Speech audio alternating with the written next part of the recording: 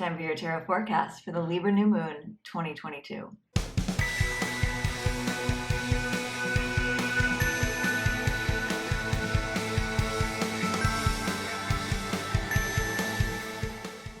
Exciting things are happening this week. If you are new here, my name is Michelle Shea Walker. I'm an intuitive coach, a Reiki healer, a Reiki teacher, and an Oracle deck creator living in Chicago, Illinois. And we have some exciting things on the docket, not just astrologically and energetically, but also within my little community. So we're going to start off with the news before we dive into the readings. We will be doing readings for every element, earth, air, fire, water, but I will be also pulling a goddess card for all of the collective, so I recommend that you watch that part first before you dive into the timestamps below to skip ahead to your element. And we are going to start by talking about where we get the goddess card from, which is the Total Betty Goddess deck.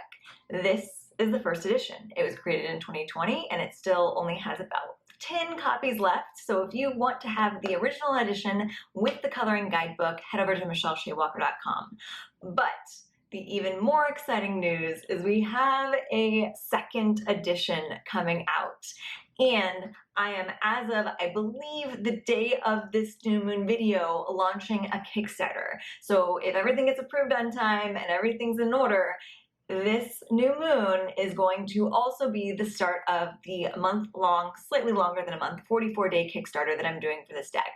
So I don't know if you're familiar with Kickstarter. I feel like most people are, but basically it's creators that want to make a product that need help with funding. And so you can not only help with the funding, but also get copies of the things that they're creating. So for the Total Betty Goddess deck, I'm switching over to the crowdfunding because I want to be able to do this deck properly and right, and I need more funding than I can provide for it right now. So I'm asking the community that would have already bought a deck in the future to just buy the deck ahead of time so that we can get something really, really beautiful. So this is the original prototype. I definitely love the way that this one came out.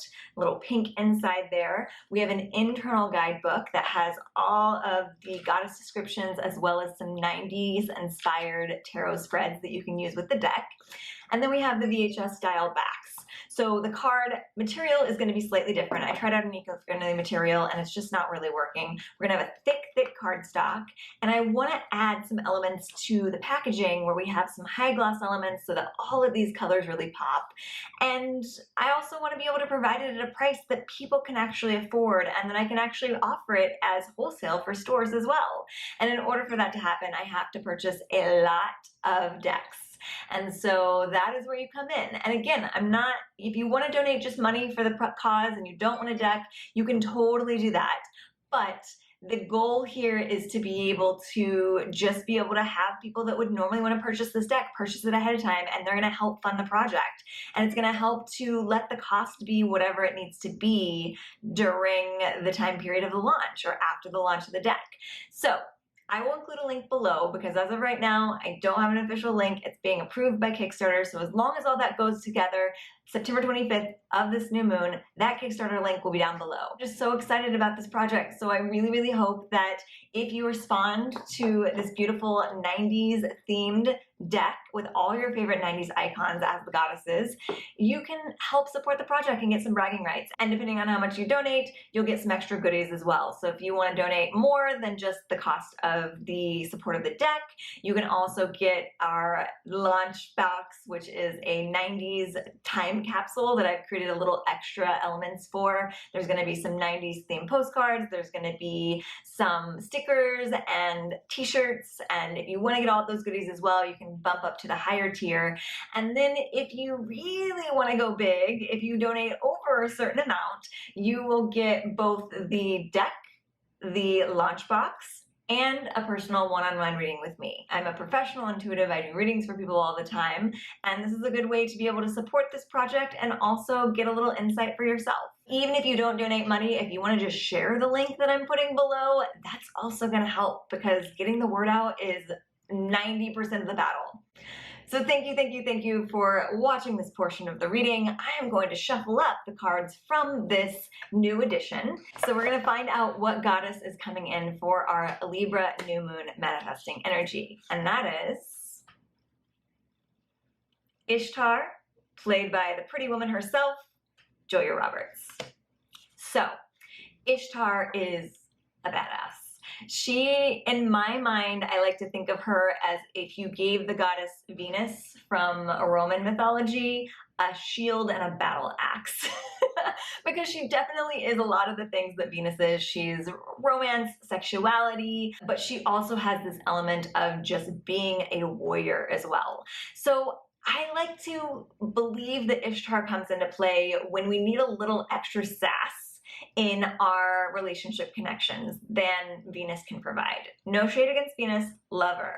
But this is when you're coming into situations not afraid to be your complete authentic self, even if that authentic self is a little abrasive sometimes. So embrace your abrasiveness over this new moon energy. And I know that is a very controversial thing to say because we are in the midst of a Mercury retrograde. So here's what I'm going to do as a disclaimer. Embrace your abrasiveness. Show up as your authentic self, even if you have some sharp corners. But also know that the world doesn't have to accept that version of you with open arms. So I think we're being called here to embody this Ishtar energy because we don't really want to give up what the outside world thinks about our sharp edges. And so you're not necessarily showing up looking for approval. And that's going to be a challenge in and of itself. It's going to be a growth project. And so as you do that, I think we're going to show up to a little bit of a headbutting at the first start of this because Mercury is still retrograde. But I think by the time that Mercury goes direct in a couple weeks, you will find that having shown up over the past 2 weeks in sort of a not so supportive environment with all of your sharp edges and all of your hard lines, you will then be that much more well-versed in being able to be your authentic self without caring what other people think. And then you're actually going to find your community that really appreciates your corners and your sharp edges to the highest degree. But you have to have that practice first. You have to have the practice in the environment that feels a little inhospitable before you can find the environment that's going to nurture you.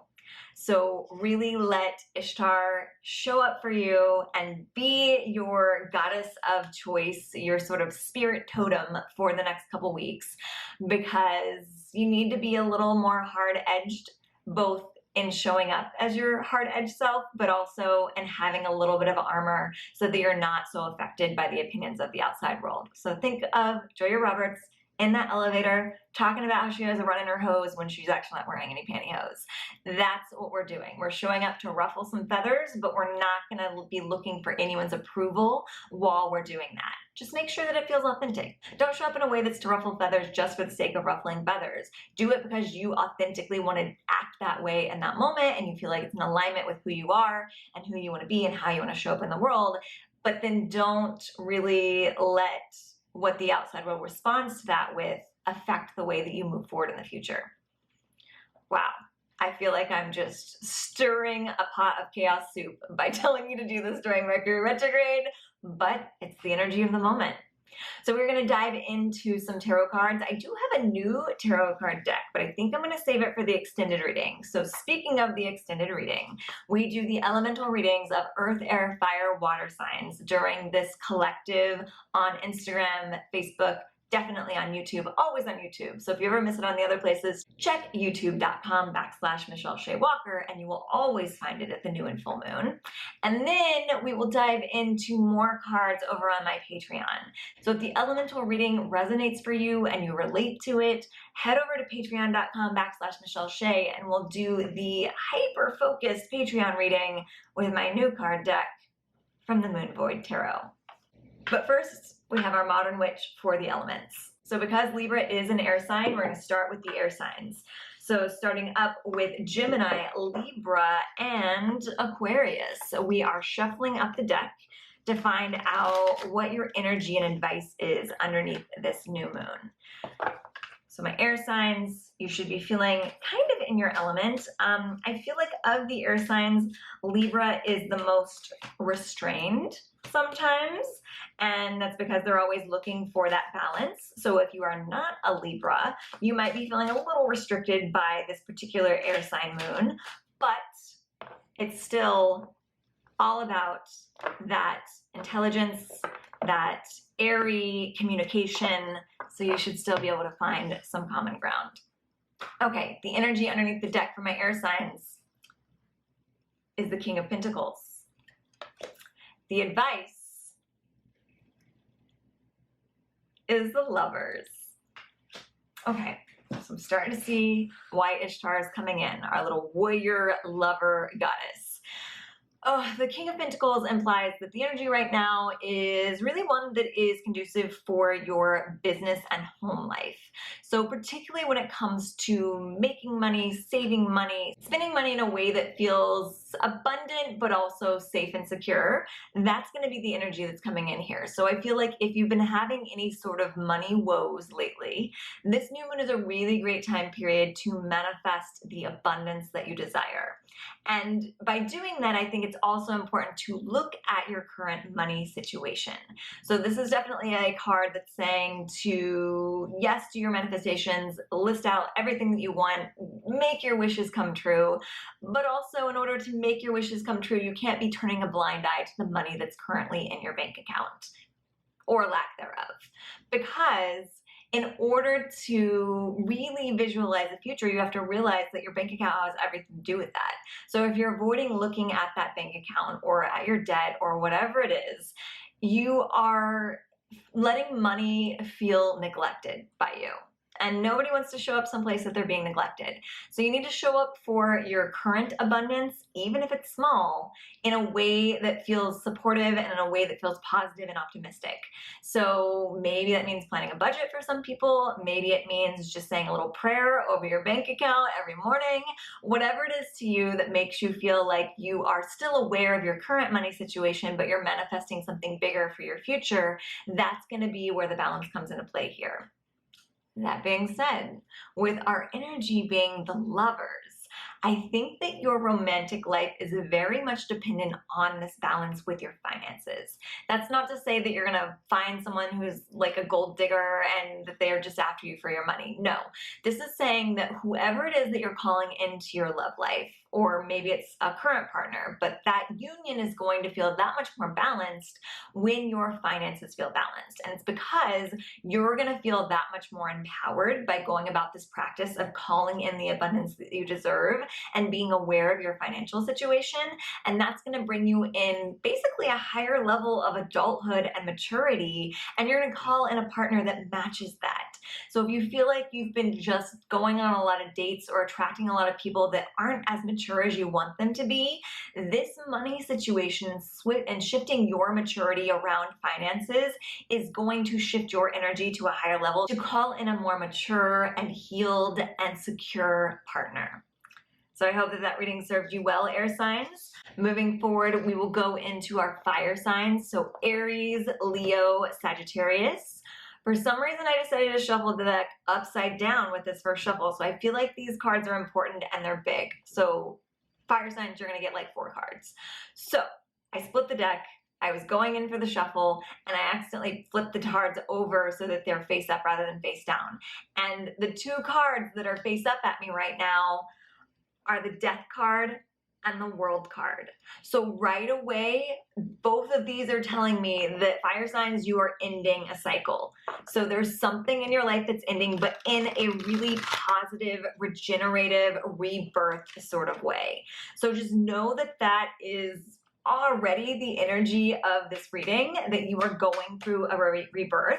The cards are kind of sticky. We're going to see what's going to come up here. I'm trying not to shuffle on the table because I know it jiggles the camera. Thank you for bearing with me with that little bit of seasickness, because I do prefer a table shuffle, but we'll do it this way. Okay, so energy from my fire signs is the 7 of Swords, advice,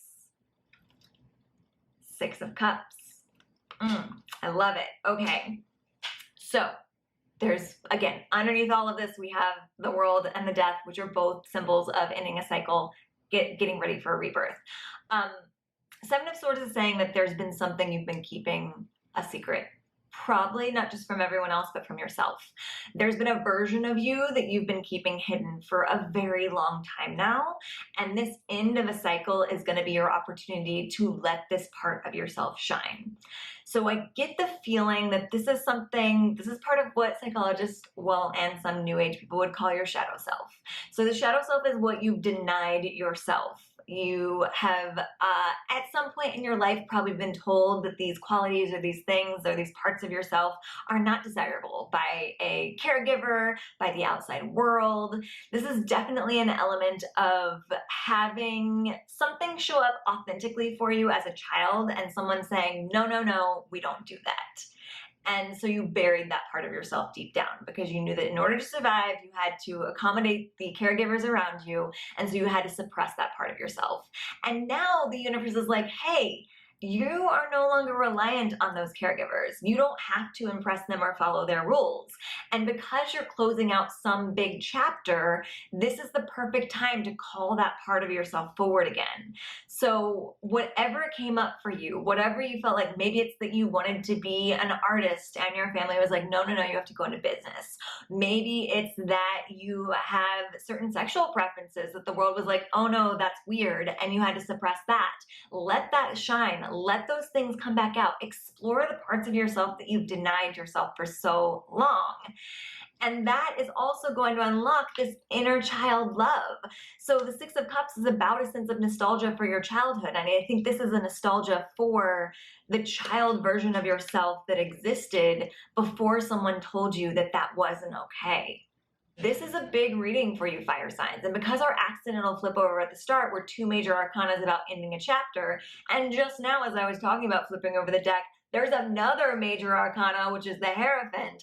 There is so much fate at play. You are stepping into your destiny by not denying yourself this version of yourself. The Hierophant underneath the deck does imply that there might be some sort of mentor or teacher that is waiting for you to reach out. So find your role models. It might not even be someone that you actually ever talk to. But if you are into any sort of alternative lifestyle that you feel like you've suppressed because of family opinions, because of the culture, find people throughout history that had that same alternative lifestyle and let them be your mentors.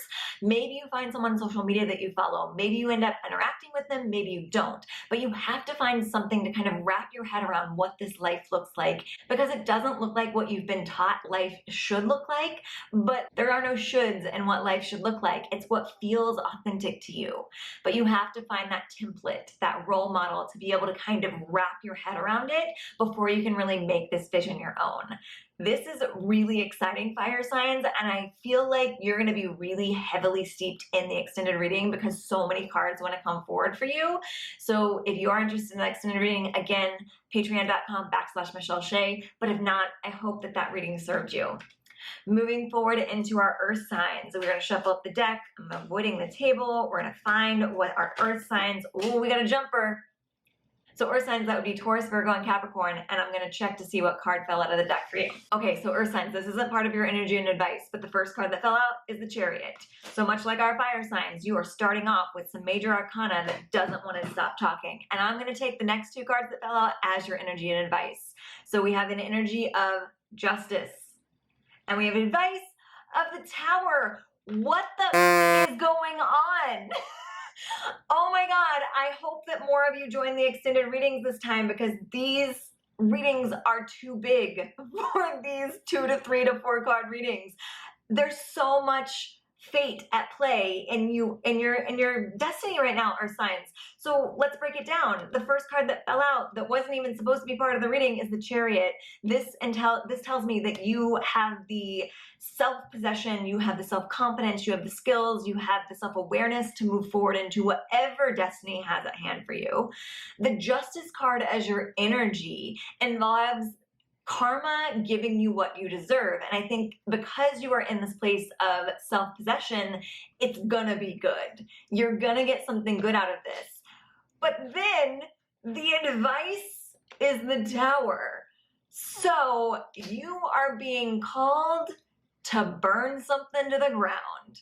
And because there's so much power already in your corner, and because you're being karmically rewarded, I think it's gonna be your choice. So a lot of times when the tower comes up, people are scared of the tower because it means that something suddenly is changing in your life and it's tearing something down to the foundation and you have to rebuild. But the caveat of the tower is that you have the choice to either get out ahead of it and make it your decision to burn something to the ground and start again, or you can wait until the universe does it for you. It's gonna happen either way, but something that isn't working in your life that you already know is not working, but maybe you've stuck around because you're like, maybe it'll get better, or maybe something will change, or you're just scared to take the leap. If you use all of this chariot power that you have in your soul right now to go ahead and say, this isn't working for me and I'm gonna start new, you will be so rewarded by the universe and so happy with your decision. Ooh, earth signs. There's so much more to say about this, but it's going to come forward in my specific Patreon reading. So if you want to head over to patreon.com/MichelleShea, please, if you feel called to do so, do it. If not, I hope that this reading served you well, because you have great, big, powerful things in your future, starting with this Libra new moon. I'm almost scared to continue. My fellow water signs, we have Cancer, Scorpio, Pisces, and I'm shuffling up the deck. And I'm taking a deep breath. If you skipped ahead on the timestamp and you don't know why, you can watch the fire and the earth signs to know why I'm ultra excited and also very trepidatious to pull these cards. So let's see. So far nothing's falling out of the deck. So that's, I guess, a good sign. I don't know. I don't know which way to feel this. Oh shit. I just lost half the deck. We can't take half the deck as cards, but I'm gonna have to go pick those up, so hang on. Okay, water signs, I will take the 2 cards that fell face up during that fall over, which again, are more major arcana. Guys, there's a limited number of major arcana in a tarot deck. We're gonna run out soon. We have the Magician, and we have Temperance, and I wanna cry, because this is an amazing combination.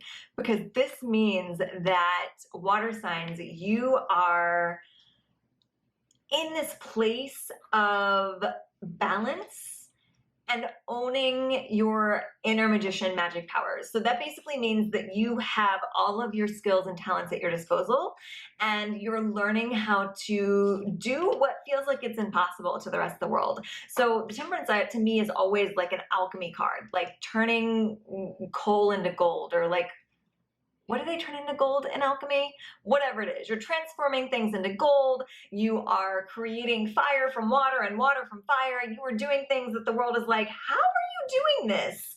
And it's because you're owning your own power. You are the Magician.